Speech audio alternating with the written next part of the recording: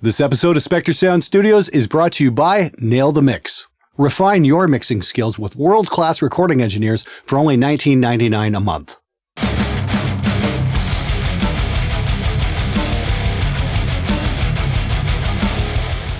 Hey everybody, how's it going? Welcome to SMG Viewers Comments episode 60. Holy smokes, I can't believe it's come this far. This is turning out to be definitely my most popular series out of everything I've done. You guys keep coming back week after week, and I think that's absolutely amazing. If you've got a question you'd like me to answer, please sign up for my mailing list. It has a bonus video, and ask your question there. It's unlisted, and those questions usually get first attention. If you're asking something I think can benefit the viewers, I will absolutely include it in the show. Speaking of that, let's get right to it. Hey Glenn, I was wondering, what would you consider the biggest mistakes that beginners to mixing and audio engineering generally make? What are some of the things you learned in the mixing process that have made the largest impact on your work? Thanks. Without a doubt, room acoustics. That's the one thing everybody seems to overlook. Room acoustics are absolutely paramount to getting a good mix, especially when it comes to your low frequency. You need trapping in your mix room. You need traps in your performance room. I mean, I built a series of bass traps for my drum and guitar amp room a few years back, and I wish I had done it 10 years ago. So I mean, like, I used to have to shovel out the bottom frequencies of the guitars, especially on the pommutes, compress, multi-band compress them, and really work hard to get the guitars to sit in a mix. I put in a bunch of traps, no problem. I can crank the living shit out of the bottom end on the guitar amps, get a nice thumpy tone, and everything's pretty level, because I don't have huge peaks and valleys in the low frequencies anymore. So by all means, the first thing you should be looking after buying a recording interface is getting decent acoustic treatment for your room. It is by far the most important thing.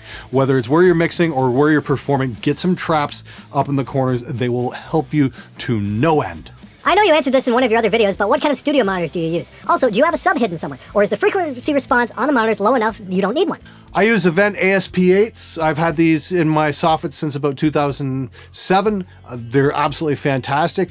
No, I do not use a sub. It's because I've soffit mounted the monitors and I've got proper bass trapping. A sub is not needed. It's a great room to mix in. You can really hear what's going on, and especially in the bottom end, because we did some extensive trapping here and built a proper reflection-free zone control room. For more information on the construction of that room, that type of room, you can check out the John Sayers Studio Design Forum. Again, this is all about learning basic acoustics and whatnot. Check it out. There's just so much great information in there. It will help your mixes. Glenn, what is your opinion on Schecter Guitars? Proud owner of a Schecter Hellraiser since 2 days before Christmas in 2006. A little helpful hint to you guys out there: never ever go into a Guitar Center 2 days before Christmas. Oh, the cacophony of just putrid sonic turds is just, it still gives me nightmares like almost 10 years later. Seriously though, this has been a magnificent guitar in the studio. Great tone, rock solid tuning stability. This is the guitar that really turned me on to fix bridges, because it's just so easy to change tunings. I upgraded the tuners to Grover locking rotomatics. That's about the only change I've made to this guitar. Other than that, this is just a wonderful studio machine. I mean, I did an album back in 2009 where we had a budget, and the guitar player cut all his rhythm tracks on like a 66 Gibson SG.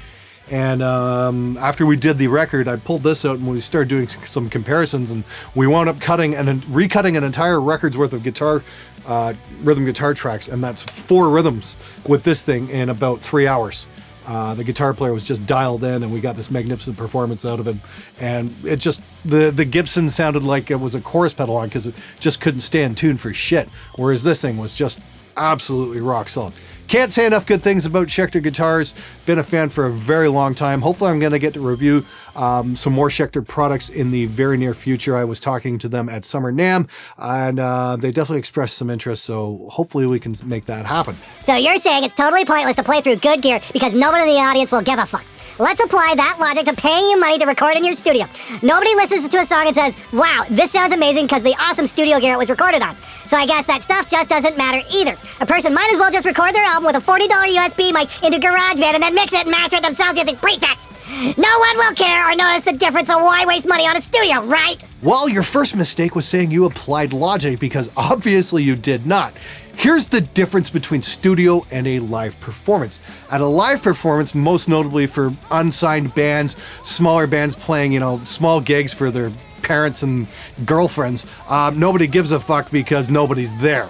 That's just unfortunately the truth of it. You get into the bigger size clubs, you start playing headlining gigs. Okay, maybe then upgrade your gear. But if you're just playing, your average basement bars, don't worry about it because nobody gives a shit at that point, and you shouldn't really worry about it too much. The studio, on the other hand, if your recording sounds like shit, believe me, your friends are going to tell you, hey man, this sounds like shit. You put that up on YouTube, people are going to say, hey man, that sounds like shit. Why? Because a recording is a permanent record. You're absolutely right. Nobody is going to say, wow, this sounds amazing because of the awesome gear it was recorded on. Nope. They're just going to say it sounds good or it doesn't sound good. I mean, I didn't know what the hell a Neve was. I listen to records. I know what records I like the sound of when I was a kid. I had no idea what in the world what a Neve or an API was, but I know it sounded good. So yeah, just remember that when you're making a record, you still want to get the absolute best sound quality possible because you are trying to sell a product. When you're playing a small club gig, you're just trying to get people to show up. So you might want to work on your performance more than worry about what gear you're playing. Stupid question, but what are the benefits of fan frets if there's any? Well, a fan fret guitar basically has a longer scale neck on the lower strings and a shorter scale neck on the higher strings. Basically, it's easier to fret down where you need to do the intricate playing, and then you're going to get a heavier tone as you go into the low strings. A neck scale will definitely affect the tone of your guitar, so a fan fret kind of gives you the best of both worlds at both ends. So fan frets are definitely very cool. The Legator I got doesn't have an insane fan on it. It's actually fairly easy to play, so really cool guitar as far as I'm concerned. By any chance, are you endorsed by Legator? If so, do you ever plan on making a signature series? Well, that's very flattering. I don't actually have an endorsement with any guitar company at all. People send me stuff to demo, and that's about as far as it's gone. But nobody's really approached me, hey, you want to do a signature series guitar? Except for Charbonneau. Charbonneau is building me a one-of-a-kind custom, I guess you could call that my signature guitar. I don't know if Pierre is planning on offering any more of those or whatnot, but when it comes to the mass manufacturers, no, I haven't signed with anybody. I might at one point. I think it might be really cool to do something with a couple of various manufacturers. I mean, there's a lot of guys building really cool stuff these days. So when I get my Charbonneau in, believe me, I'll let you guys know all about that and how you can get one. But when it comes to a mass-produced commercial guitar, not yet. It could happen. I mean, that's the thing. I mean, I could always ask you guys. We could do it a Chapman style and find out what you guys like, and then maybe sit down with a manufacturer and see if we can get something built based on what you guys think would be a really cool guitar. I think that might be a fun project. Maybe we can make that happen. Okay, guys, I just want to take a second here to talk about the show's sponsor, Nail the Mix. This is the second round I've done with these guys. It's an amazing program put together by my friend Joey Sturgis and Joel Wanasak and A.L. Levi. Basically, they give you a bunch of multi-tracks, you mix the song, and they have a big contest. You win some really cool free stuff, and this month it's going to be an Aphex channel just like this guy back here. And this month they've got a guest mixer, Mr. Nolly Getgood from Periphery. And I know there's a lot of Periphery fans who watch this show. I'm actually a fan of Nolly's mixing style, especially when he started using acoustic drums. I picked up a couple of really cool tips from him, and my own drum sound has gotten a lot better thanks to Nolly's tips. You can check out Nail the Mix. The link is in the description below. It is definitely worth signing up. Every time they do one of these every month, I always wind up learning a ton of cool stuff. It's so worth your time. Moving on. Hey Glenn, is there an easy way to get one extra input without breaking the bank on a bigger interface? I have an 8-channel interface and I'm interested in trying your trigger gate technique. Any cheap ideas? Actually, take a good look at your interface. See if you've got an ADAT light pipe input, because a dirt cheap way of actually getting 8 extra inputs is get your hands on a Behringer ADA-8000. And it's clean enough to do auxiliary channels. Let's say you've maybe got some percussion elements that you're not using very much, that's really cool. Throw a mic up on that. Or yes, triggers as well, because nobody's listening to the trigger tracks. It's just a way to get those extra signals into your computer. I have a Behringer ADA-8000, so if I need some extra channels on a particular project, I can plug it in and I'm good to go. Glenn, that tie is offensive to fashion. Actually, that's my Star Wars tie. I've had that since 1997. I found it in Vegas and I've gotten an awful lot of compliments on it.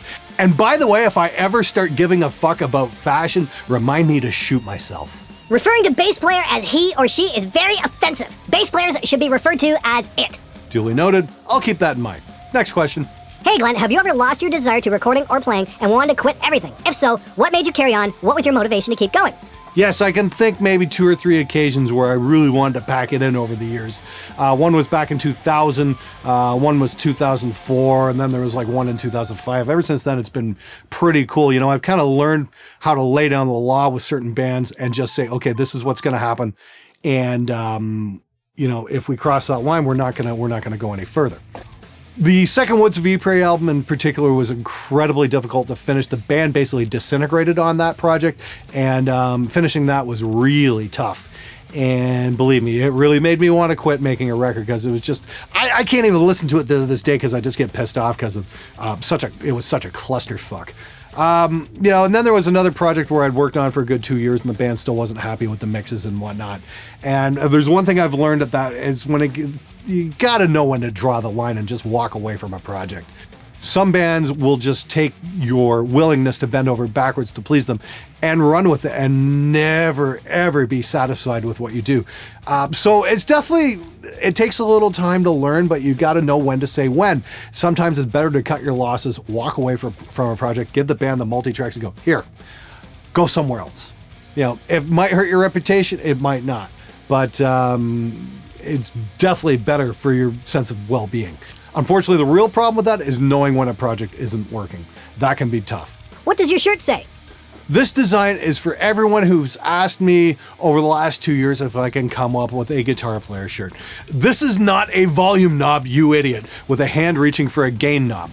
This was inspired by a few guitar player friends of mine who still haven't figured out that the gain knob just makes them sound noisy and doesn't turn them up. So if you've got a guitar player in your band and you're sick and tired of listening to a wall of hash, wear this to your practice because I guarantee he will cry. You seem much nicer here than in your other videos. Is it just because the band was much better to work with than others? Oh, don't worry. I chewed the guitar player out quite a bit about not having the kick drum set up correctly, you know, not having a Thalum slam in place and all kinds of shit. I got a really funny shot of it. I didn't want to be mean to the kids too much. But yeah, I definitely cursed them out quite a bit over those couple days. But honestly, that was one of the easiest sessions I've done. Darren McGill was the assistant engineer on that session, and the man was an absolute professional. It let me concentrate on just doing my job. He set up mics, ran cables, ran the Pro Tools sessions, worked his ass off. The guy did just an amazing job. And I was able to concentrate on, you know, producing the band, getting the sounds, getting the performances, and that kind of thing. I really can't say enough good things about working with Darren McGill. What an absolute pleasure. I would go back there in a freaking heartbeat. So maybe I seem a lot more pleasant there because Darren took much of the workload off my shoulders and just let me really concentrate on making music. So huge thumbs up to that. Okay, guys, that's it for this episode. Thank you so much for watching. Make sure to check out Nail the Mix. The tracks are going to be from one of the songs from the new Periphery album with Adam Nolly Get Good mixing at the end. That is going to be absolutely amazing and worth checking out. I've also got the This Is Not a Volume Knob, You Idiot shirts now on sale. And this is also available as a poster, perfect to put up at your band practice. And of course, the brand new SMG snapbacks. These things are really freaking cool as well. Anyway, thank you so much for watching. If you want me to check out your questions, make sure to sign up for the mailing list and comment on the bonus video because those ones get looked at first. Anyway, I'm out of here. Have a great weekend, everybody.